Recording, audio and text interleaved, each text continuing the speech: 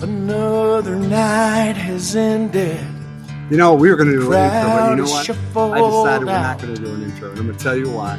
Two guys at the end that was tables of and the chairs, bar by the way. And you know throw what? their last buds down. This is the guy. The smoky haze is Marc-Allen lifted. Barnette. He is Mr. Nashville. Work lights have come I answered anything. It's fine. Now really? I'm packing up this old guitar Okay, that's off. Good. and headed home alone. All right. So it is. What is it? Saturday night, right? It is Saturday okay, night. The weekend, Memorial Day weekend. We just That's got done doing one. There goes Mark right there from Iron Gate. This is really cool. We're back at the Starstruck Farm. Tonight we're doing a writer-singer round. What are we going to call this? Writers in the round. Writers in the it's round. a- Okay. 3 writers. So you've been doing this forever, right? Mhm. Well, this is cool. So let's start off. This is Marc-Allen Barnette. Now, I put the names down here last minute because I just grabbed them as fast I as like you could. being me. I think that's really cool. Yeah, well, you know, we got that. So I'm Chris Anthony. This is Marc-Allen Barnette. And you've been doing this for how long now? I've been 50 years total. 50 years. Yeah, I started Okay. in 74, and then I've been in Nashville for 37 years. 37 years. Wow, that's great. Yeah, because I mean, I hear your name everywhere. I'm at the NSA. I hear, Marc-Allen Barnette. So, okay, so we just played one of your songs, Tables and Chairs, right? Did I say it right? Yeah. And so, okay, let's go back to your history. You're originally from Birmingham, I am. right? Alabama? Yep. So, all right, Crimson Tide and all that kind Crimson of good stuff. Tide, yeah. All right, sweet. And I had a rock career. I was in a band called 24 Karat, and we were in Birmingham. Grew up kind of doing that. Right. Won a big nationwide battle of the bands, kind of the Voice, American Idol of its day, Right. in 1984. Yeah, that's And cool. then we did what all bands do when they win something big, they break up. So that's what brought me to Nashville. No kidding. Yeah. Wow, that's great. So when did you come here in Nashville originally? April Fool's Day, 1988. Wow, you remember it. Yeah. April Fool's Oh Day. yeah, it was a Friday. I can tell you exactly. I can tell you everything about it. But yeah, Wow, yeah. really? Is that your memory or just because No, it was such a significant it was day? a significant thing because I had planned it. I had started planning about January. I never even thought about Nashville. I was thinking going to Los Angeles. Really? And because of the band I was in, but music changed. The music that we had done, which was kind of the Journey Loverboy era of the 80s rock, Uh-huh. changed kind of the darker, the Seattle grunge, Oh, yeah, the Nirvana, more hip hop, yeah, all Pearl that. Jam. I That was gotcha. not me. Country at the same time was evolving into people like Exile in Alabama, Lee Greenwood, Uh-huh. and some really, really cool things. And I thought I came to Nashville and so this is great. And I moved April Fool's Day. So so did you end up on Music Row or is that or Yeah, I did. I wrote for a number of publishers. I wrote for a publishing company called Best Built Songs for a while. And then Okay. I've got what you do is you write with all these different people on Music Row. right. And so you end up with songs all over the place. I got Sure. MCA and Universal. I got songs all over the place. Yeah. And I had a writing deal for 10 years. And for the last 20 years, I've been teaching songwriting and performance. And I'm kind of like a coach, like a Yeah. sports coach. Oh, I do cool. that with songwriters. So you're like a life music coach. then? Yes, All exactly. right, cool. So Yeah. we're gonna let you tell people how to Sure. connect with you. Okay. You know, and you know, I tell everybody, I always say these things like, you know, we're not only live, but later on we're going to be. These are like living recordings Right. because if somebody has a question today, tomorrow, next Sure. week, you can see it, you can Yep. answer it via That's right. YouTube, Facebook, and I'll share it to you the links and everything. And so anyway, okay, so you came to Birmingham, 1980, April Fool's Day. You switched from the rock From rock to more country. to more country. rock, country blues. Okay, so we're keeping everybody up Mhm. to speed. And okay, you played with all these different record labels. Mhm. I'm familiar with all of them. Yep. Being a DJ. Yep. You know, And I think that I know that the music started changing over the last several years. Oh yeah. I know Nashville is all of a sudden like it hit like a speed bump, went into a time, Yeah. I don't know, like a warp or whatever. But so you've actually seen all the different changes, Mhm. the old Nashville, the new Nashville. You're combining kind of different things. Is there a That's right. particular genre or style of Nashville that you really prefer? Well, yeah, I came with my music when I came here. I called it In Your Face Country Soul. And the big song that I had that was like a barn burner, everybody knew me by it. It was called Can't Blame Nobody But Me. Well, you fast forward about 30 years later, and Chris Stapleton starts out singing, sounding like what I was doing then.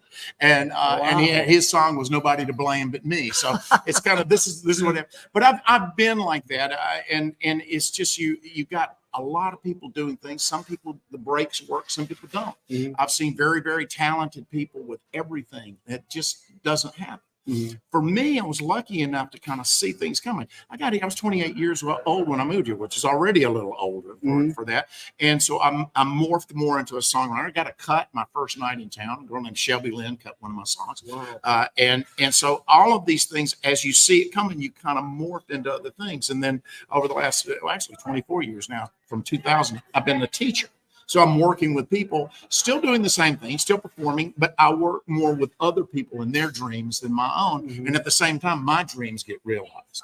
Wow. So it's an interesting thing. That's great. That's a nice evolution, and to give back while you're, you've tasted every faction of success and the different curvatures of where this was going. Right. There was no point A to point B. No. It was all over. It's all over the place. A career is never in a straight line. It goes all over. You have a catchphrase about music. What is that? It's you don't choose music, music chooses you. Right. And I wrote that with a guy in California, Stephen J. Fisher, attorney at law. I always have to say that. Mm-hmm. And we were just writing a song, that just kind of took shape very quickly, about 20 minutes. And that line, you don't choose music, music chooses you, is in the song Tables and Chairs that you just played. Wow. But I had something that happened to it. I never realized this. People come up and they'll quote their occupations in it. You don't choose teaching, teaching chooses you. You don't choose trucking, trucking chooses you. You don't nursing. And so it has this thing, it's about perseverance. Yes. We all get knocked down. You've been through it. We all get knocked down. We get rearranged. It's about getting back up and continuing to go. And that's, so you don't choose whatever you do. It chooses you, and hopefully it chooses well, and you just continue going forward. Wow. Yeah, that's what brought me to Nashville. Yep. Right during COVID. I had to come back, and I said, I just got my truck, and then I was on my birthday, and Right. I ended up at Winners first, and then I said, "Where do you?" And I called my buddies from iHeartRadio, and I said, "Where do I go?" And my buddy, who's a big country radio DJ, he says, "You got to go to Bluebird Cafe." That's exactly right. I call up, no, it's sold out. I tell my friend, "You know what? We're 10 miles away. Get in the car. We're going." I get there. This big guy standing at the door. I go, "Is it sold out?" He goes, "It's been sold out." He goes, "It's a great show. Tony Arata, Leslie Satcher, Roger Cook, Right. this other kid. I don't know his name." And I said, he goes, "Where are you from?" I go, "Detroit." And he goes, "Hold on a minute." He got me a seat right by that's so good. And it was one of the best shows I've ever seen. Absolutely. And it was great. And I had to come back. Right. And I had to come back. And that's exactly what I did. So the perseverance aspect of it, and to have, somebody like you that's been through it all and, come here and now you're mentoring and coaching and doing all these amazing things for songwriters. Because I've seen songwriters, you said you were 28 and you felt like it was kind of like old hat or over the hill or whatever. Right. And but I've met songwriters that are like almost 100. Right. That's true. That's true. And it keeps them alive. It keeps them alive. And I have a lot of great friends. I've been fortunate enough to write with some of those people, the legends, people with Grammy Awards, people with top 10s, top number ones. And they always have this attitude that they just seem to ride over anything. They just can just absorb whatever goes on, and they just keep going. And then again, it's the perseverance. You just got to keep going. I think music does include that, but it also, I think if you can write a song, it's a living legacy and an extension of somebody's mind, heart, soul, whatever. Right. I mean, it really is.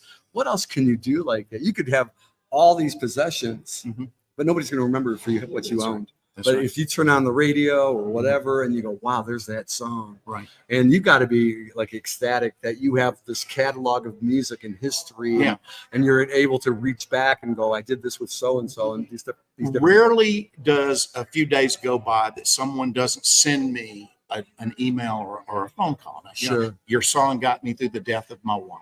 Your song got me through the worst part of my time. You got me through cancer. When people do that, you go, okay, this is bigger than just songs. This is pieces of life. And you know what you're looking for with your audience? You're looking for two reactions. Number one is, oh my God, that's my life. Or number two, oh my God, that's my life. And I never thought of it like that. And if you have that, people, when we all listen to songs, we can hear ourselves in the songs. Songs are the mirror of the soul, and we hear ourselves in there, and that's what you're trying to do as a songwriter. Put your audience into the song. you have so much passion and compassion for whatever, I saw something in it real quick because I read super fast and I go, and it's just about, dynamic and energy and this and that. And your name was like underneath or above it. And I'm like, this is the guy right here. So, do you need a coffee? No, this is normal for me. Wow, yeah, you just puts the key in the ignition and hits. That's right. Like if it's a stick shift, you're in fourth gear. Right? I'm in fourth gear in a Ferrari. Absolutely. Ferrari, right. Oh man, this is great stuff. Wow. How much time do you have? I want to make sure you're not late for the. I got to make sure. Yeah, I'm listening up. Make sure that I call my name. We'll get it. See now, a couple minutes. Okay, cool. Because this is your show. This is the Marc-Allen Barnette show, right? Okay. So I want you to, if we skip a thing, I can do this from anywhere. Sure. I can remote, and you can do it. Whatever. Yeah. I mean, we're just making this bigger and better, and all that kind of stuff. That's right. We just Iron Gate teamed up, and we're doing this, and I'm glad that we are doing this because I've heard your name bounced around so many different places and we never actually met. Right. And I probably I was going to go to this place and all these different. What's your favorite right around location? Well, there is no other like the Bluebird. Okay, the Bluebird. I was just told that. I just did my 200th show at the Bluebird. Did you really? In 37 years, I've been there. I love the Bluebird. I've been to Washington D.C. for the Bluebird. I have been to Belgium for the Bluebird. I've done shows all over as a representative of the Bluebird. Yeah. And I've been in some of the most electric moments you've ever seen in your life. Yeah. And I was asked by someone did a radio interview yesterday, and she had asked, basically the same thing, asking about the barn here. Where we are now. And there are things like the Bluebird for songwriting, the Grand Ole Opry, the Ryman for country singing. Yep. This place has the same kind of vibe. That's how I got here. That's right. Yeah. And so that's the thing about Nashville. It's little moments of history that when you're there, you just feel the whole vibe through you. Sure. All of the history. Right. I mean, this is Reba's place and it's been around for forever. And I love this location. And I hear that a lot. And it was funny because City Boy, a friend of mine, came and brought me here. In fact, his other friend came here and he just passed. He was on the American Idol and one of the top 10 guys. Mm-hmm. And they said, you got to come check this place. We have a McIntyre on 45 acres, blah, blah, blah, blah, blah, blah. Right. I'm a city boy, but I love Nashville. And I've been to all these different places, Franklin and this place and this place. Right. I've been everywhere at Clarksville. I got you. Okay. And I said, this place is there's something else. That's right. That Nashville needs. And I think that this place is going to be that. Right. Yeah. And it's going to have the essence and flavors of the Bluebird Cafe. Because I love it. In fact, I got a Bluebird thing. I got the Bluebird t-shirt. There you go. Yeah. And I got it all. I love that place, And it's all these old 8x10s on the wall. Right. They replaced me. Did they really? Yeah, I'll tell you what, they had this television show. Not Jelly Roll. They had this television show, which was Nashville. I remember my picture used to be, as you go to the restroom, there's a mirror there and paper towels. That's where my picture used to be. They replaced me with a paper towel dispenser. It's funny. I have a friend that I met, through a Universal songwriting thing. His name's Andrew Rollins. I know him. Oh, you know him? Yeah, because he wrote songs for Nashville. Right. Because I was working, and he's always telling me, "Oh yeah, I'm best friends with my first met with Randy Jackson." Right. American Idol, and all that kind of stuff. So I'm always listening to all kinds of music. From you name it, nightclub to deep country, Alabama. Sure. Yeah. I play I play country bars too. I believe you. And I Mel Tillis. And everybody. You think of Alan Jackson. Who's your? I'm gonna ask you a couple of real quick questions. Who was your favorite artist back then that inspired you? Because there's those kind of artists like you said, like Hank Williams Jr. and all that. That's a Kid Rock kind of guy. Hank was a big one. Yeah. And my biggest influence of all was Ray Charles. Ooh, and that's why my music was in your face country soul. Yeah. And so Ray Charles has been the biggest influence. And again, what is interesting between when I moved to town, Delbert McClinton was huge. T. Graham Brown was huge. And I was seen by a guy from Warner Brothers. He said, man, I love everything about you. I love your voice. I love your songs, everything, the soulful thing. But I was in Marietta, Georgia 3 weeks ago, and I signed a guy just like you. His name is Travis Tritt. And so I've always been almost there, but this is just what happens, And so it's hard to have one thing. I think if it were a band and a sound, the Eagles, and if it were one guy, Ray Charles. and that would just be my biggest influence. And then you mentioned, Marietta, Georgia. So I mean, that's the first song that came to mind of him. Georgia. That's right. Yeah, Georgia. Yeah. I actually opened for Atlanta Rhythm Section a few weeks ago. Oh, wow, and we really? did Georgia on stage. Wow. It's the state song of Alabama. So yeah, Boy, a lot of those 70s. I've met so many 70s bands. I'm friends with the guys from The Sweet. Oh, from yeah. Step. Now you Yeah. got Planet. Yeah. Oh my, that's amazing. Yeah, they came back. Right. They came back. Well, people have been listening to their music. Younger people really gravitate to the music of the 70s and the 80s, Absolutely. and so it's kind of a really cool thing. Well, that's kind of the formula of Broadway, because most of those, they're doing a lot of cover songs That's with that genre. Not even as country as Yeah. much. It's mostly, Yeah, right. I mean, I think the closest I seen was Leonard Skinner. Do you know what I Yeah. mean? Or whatever, but it's not. They're not playing. Well, Dolly's got a musical coming out next year. Oh yeah, she Yeah. just added a new ride That's to the park today. I think. That's right. Huh? When's she gonna stop? She never. When is she almost 80 She's years old? amazing. She's past She's 80. my hero. She's gorgeous. She's amazing. That's an inspiration. Yeah. It's Wow. hard not to be inspired. No, I was a fan of hers since Here We Go Again. Remember that song? Oh, sure. Yeah, that's a great. Working 9 to 5. That woman. I love that song. Yeah, in fact, she's great. yeah. I think what's his name? Dobby Colton just died from that movie. That's right. You That's know what I right. mean? Oh, God, See how we are? We're Yeah. just throwing all So kinds we're- of trivia out. You know the Kevin Bacon thing, 6 degrees of separation. Yeah. In Nashville, you're 2 degrees of separation from everybody. Yeah, You'll yeah. find you have a connection with everybody. You know what? I hope that we, we had this connection for a long time, Absolutely. because we're on the cusp of making this thing bigger. Because Yeah. I'm not, I was a computer guy, a DJ. I'm also a songwriter. Sure. But I also know that, because people ask me about AIs all the time, Right. and I'm going, you know what? I don't use AIs that come out of my head. Right. I Right. just don't. I don't mind using them to find out like how to clean a pan or Yeah. something. Yeah. But I don't. I go, if it didn't come out of me, then I don't want to know. That's, and me too. You know what I mean? I mean, Yeah. it's okay to look at a dictionary or something like that, right? Or a thesaurus. But Yeah. I also, the same thing with like the streaming aspect. I know that the NSAI was really against, Yeah. Spotify. I've never put anything on Spotify. Right. Never. Right. I just haven't. And if you have it, it's great. But I think that there's a way to reach the audience and create your own audience bigger than, Yeah. and I think that's going to be the next thing. What I think we are all involved in now is what I call niching, finding a niche and constantly expanding. the Same niche. thing. And Yeah. that's basically where we all are. Yeah. We're on the same. Yeah, page. we're on the same path. Because I think they're going to call it portal or dimensional or something. I'm just Yeah. throwing out words. No, that's right. You know what I mean? Because I think there's no way that, there's people that have bought albums that, my cousin was into rock and roll, but he bought the Bee Gees for 2 songs. Sure. And he still loves the Bee Gees to this Yeah. day, 50 years Yeah. later, but he's a Van Halen guy. Right. He's heavy metal rock. But man, he'll tell you. And it made me think that everybody out there is going to buy a song or an album back. We were forced to buy a Mhm. song or an Right. album without Right. maybe the 45. Yeah. Where, you could have 100 genres in your catalog. That's right. Not just country, not just rock, but anything. And I think that the new audience that's going to be out there. Mhm. So it's not for naught that you are doing what you're Exactly. doing to Yeah. create and keep the passion going. Right. As a kid, I used to go, man, they're going to run out of notes and Yeah. words and right. I mean, there's only 8 notes on a piano. Well, do you know, In in the late 1800s, they were talking about just shutting down the copyright office, the patent office, because they thought everything had been invented.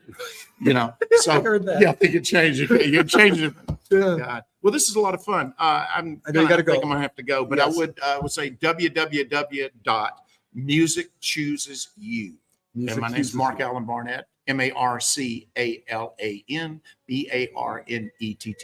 Did I get it right? There's an E wrong. There's an ALAN actually. Oh, But that's LAN. okay. I was It's all typing really fast. My Yeah, bad. That's I'll all right. fix it. I'll We've fix got it. a lot going on. Yeah, in fact, I thought it was gonna. I was just glad I got him because I just want you to know we got the memo how to dress. we got the bling, right? That's And we're dressed in black. That's It's a Johnny exactly Cash. right. Well, it's a Memorial Day. Yes, right. Right, Yeah. right. So Great to weekend. the troops, right? Yeah. Wow, thank you very Thank much. you, brother. And you know what? If you ever want to come on, I can do this. Remote. Okay. If you got to come back, if you want to Sure. promote anything, I even will put it up there because Yeah. we're getting more and more people involved in Great. this with from different factions. Love to. I'll I'll bring a guitar in and play something for you. that would be Yeah. fantastic. Yeah. Yes. Wow. And if you want to talk to him, you go to his website. Yep. If you're in Nashville, where can we see you at? God, got a Bluebird show coming up in June. But I'm a lot of times at the Commodore, I've heard of it, which is in town because Yes. I play kind of regularly there. Yeah. And I'm just all over. You go to Music Chooses You, and you'll find me. Absolutely. If you, as you've learned, if you can't find me in Nashville, you're not looking very hard because you run into me everywhere. I hear his name like every day. every day. I hear, I mean, it's just crazy. I'm the Nashville equivalent of Bigfoot. I think I've seen him. I saw some blurry pictures of him somewhere. Yeah, no, you're handsome than compared to Thank you. the thing we've never found yet, I guess. Okay, well, listen, I want to let you go. Yeah. If I've missed anything, you can We'll always come do back. it again. Thank you so Thank much. you, my friend. God Appreciate bless you, man. Thank you, guys. Great. Wow. So that was awesome. Marc-Allen Barnette. I'm going to fix the spelling on there. I hope you guys have a great night. And who knows, man? This is the beautiful thing about it. I can do it anytime, anywhere, for as long as I want. And this guy is like Nashville royalty as well. And I don't know. And it's actually really hot out here today. It's hot out here, isn't it, Michael? Michael? I call him Michael because it's a long story. I got my producer in the back over there. He's taking pictures and doing all kinds of stuff. You ready for a good night? All right, he's fist bumping. We're going to eat too because they already ate. Is this still up? Anyway, be good to yourself no matter where you are in the country. If you're from America, honor your troops. And if you got people in serving out there or have served, Nash Talk recognizes that. And we just want you to have a great, great night and be safe. All right. And anywhere in the world, same thing. Peace. Wow. There's what I do. And here you go. Look at that. Look at that. Oh, hold on. Let me turn this one up. There we go. Look at that. Perfect. See, now there you go. There's the correct spelling right there. Got that? There you go. That's how we're going to end the show right there. Thank you, guys. Have a great night.